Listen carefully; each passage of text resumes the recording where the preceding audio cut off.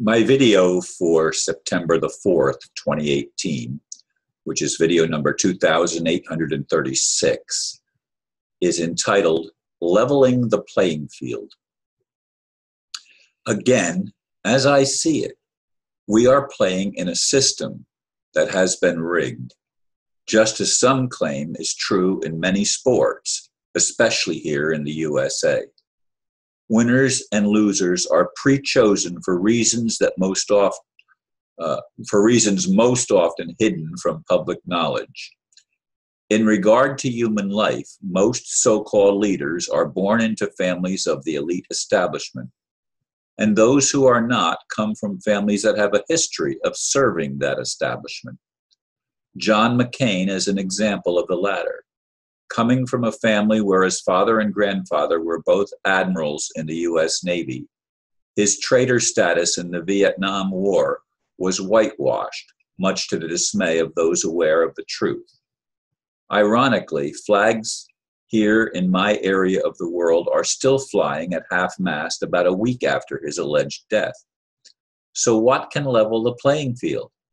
As I see it, only truth can set the record straight. Only truth can begin the process of setting us free.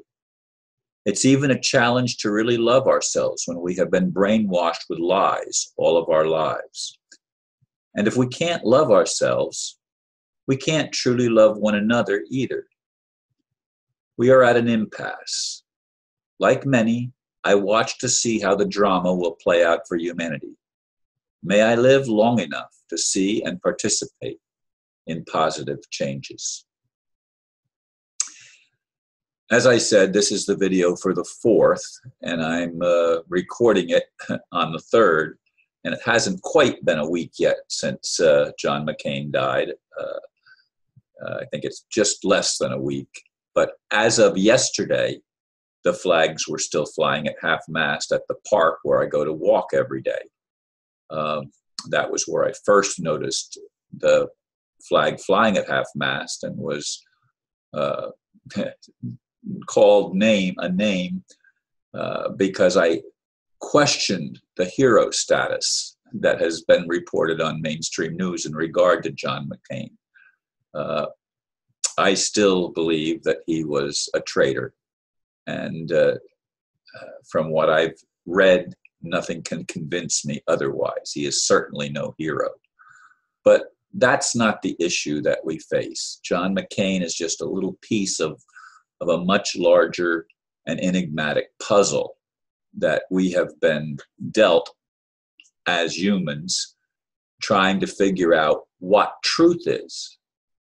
Again, if you're not paying attention, the mainstream media almost never tells the truth, and when they do, it is usually twisted in such a way that it sets people at odds with each other, because confrontation by the public plays right into the hands of the elite establishment that for some reason seem to thrive off of our pain and anguish. So they create pain and anguish. That's why they abuse little children, and they abuse the most innocent among us.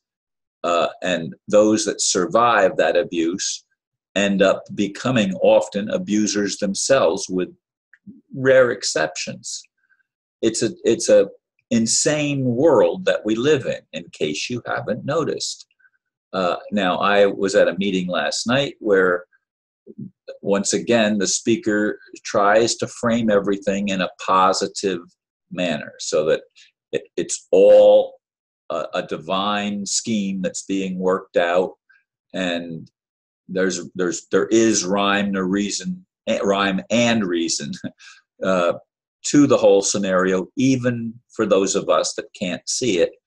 And I was even called a name by the speaker. I don't even remember what he called me, but he called me some kind of a name, and I even after the meeting I couldn't remember what he had called me.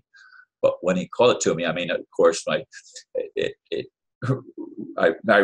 rose up, and I felt it. In other words, in any case, folks, I have lived my entire life wanting to see the playing field leveled. I want to see truth told, not living in a world where those that seem to be the leaders are liars. This is not, I mean, it's absolutely crazy to me that a loving God would even allow such a thing. And yes, I keep talking about God because I see God as the creator. Obviously, not the jealous God talked about in the Old Testament of the Bible. Not the God even of the Hindus that was a god of war, and Buddhists who put their head in the sand. And there are good things in all of those religions. And even Muslims were the light of the world at one point in time. Hafiz and Rumi were examples of Muslims' positiveness, to search for a word. I don't even know if that's the correct word. But they were not bad people just because they were Muslims. And people are not bad because they're Jews. They are not bad because they're Christians. They're not bad because they're Buddhists or Hindus or any other religion. And even atheists have many times more integrity than a lot of people that go by a religious term and claim themselves to be a particular religion as opposed to the others. I am all of the above and none of the above. Now, that doesn't make sense to most people, but that's the only place where we can be. We can be neutral and more or less in the middle and able to love and able to listen and evaluate the information that we're bombarded with. And no, it doesn't do any good to argue. It doesn't do any good to butt our heads together and to try to prove somebody else wrong. Look for the common ground. That's what I've tried to do. That's why I keep making my videos. It's the thing that keeps me going. Now, I said at the end of the blurb, may I live long enough to see and participate in positive changes. And I said that for a reason. Because again, last night in the meeting itself, I get pains in my arm that indicate potential heart attack going on, a mild heart attack. And I get these fairly often.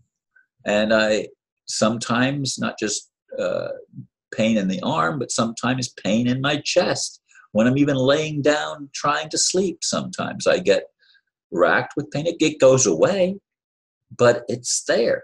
Now, is this positive change that's taking place in my body, or is it a warning sign? I'm certainly not about to go and get medical attention for any of this stuff. I don't trust the medical profession. Not that all doctors are bad. I'm not saying that, but they, like all the rest of us, have been brainwashed to think that modern medicine is somehow benevolent. It's not. It's created, again, by the same system that wants to poison us, the same system that puts poisons in our air, the same system that pollutes our land and pollutes our water, the same system that goes around the world promoting the death of, in third world countries, of people. They've introduced like HIV and AIDS and other things. They've introduced these things to reduce the world's population because the elite have an agenda, and the agenda is total control and total enslavement of humanity. I don't agree with that agenda, and I will never agree with that agenda. So perhaps there are energies that I am exposed to that create certain symptoms that try to create fear. I'm not going to live in fear. I will face the pains, but I'm not going to acquiesce to their system. I'm just not going to do it. And I'd like to see the playing field leveled by whatever the creator is, so that we can actually begin to know the truth and begin to love ourselves and one another. Thank you for listening, and namaste.